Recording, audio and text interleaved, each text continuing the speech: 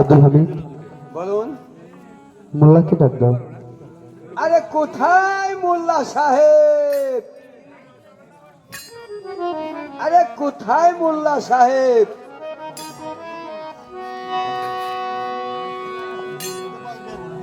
মোল্লা কি আর একবারই গেছি নাকি? ও মোল্লা সাহেব, ওরে আল্লাহ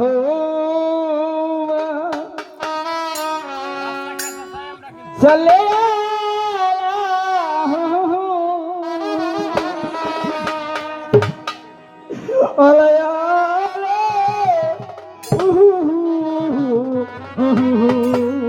মোল্লা সাহেব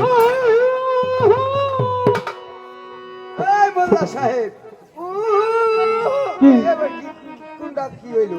এই বাসা ঠিক পাও না? না, নামাজ কালাম পড়ো? আগে তো পড়তাম। ওই আগে পড়তে বলে দিচ্ছ। তাই নাকি?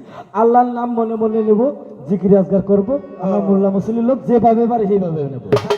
হ্যাঁ, হ্যাঁ। ঠিক আছে, ভালো ভালো ভালো ভালো। এত দেরি হলো কেন মোল্লা? আরে কইও না, গেছিলাম এটা জানা যায়, হুম।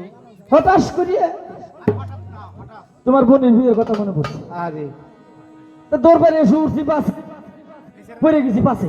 হ্যাঁ, তার মানে বাস যে নষ্ট অবস্থায় খারাপ ছিল আমি জানি।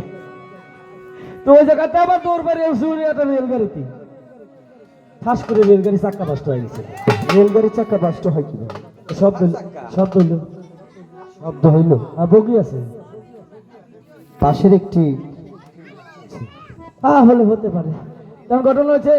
ডাকসাও হ্যালো, ডাকছাও কেন? তোমাকে ডেকেছি। হ্যালো, ডেকেছি গা, এই আমার ছোট সাহেবের বিবাহ।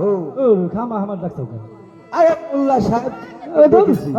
আমি বিয়ে থা পড়াই না তো। তা কি করো? আমি বর্তমান জানাজা করি। জানাজার করে তাতে লাভ ও কসুর পরিমাণ লাভ। দাদু আজকের মতো তুমি বিবাহ করাও। না রে, তারপরে পড়াই লেখা জানো।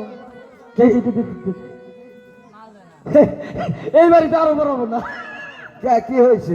আরে ওর বাপের বিয়েটা ভাই, তাই ও নিজে বিয়ে গেছে। তাই ওর বাপের বিয়ের সময় ও আমার হাত ধরে গেল আর কলেজে পরে দিয়ে দিবেন। দাদু যাই হোক, কি বলি তোমাকে, আমি সব টাকা দিয়ে দিব একবারে। দিবেন না রে, আগের বারে তাকে তোমাকে কথা দিলাম।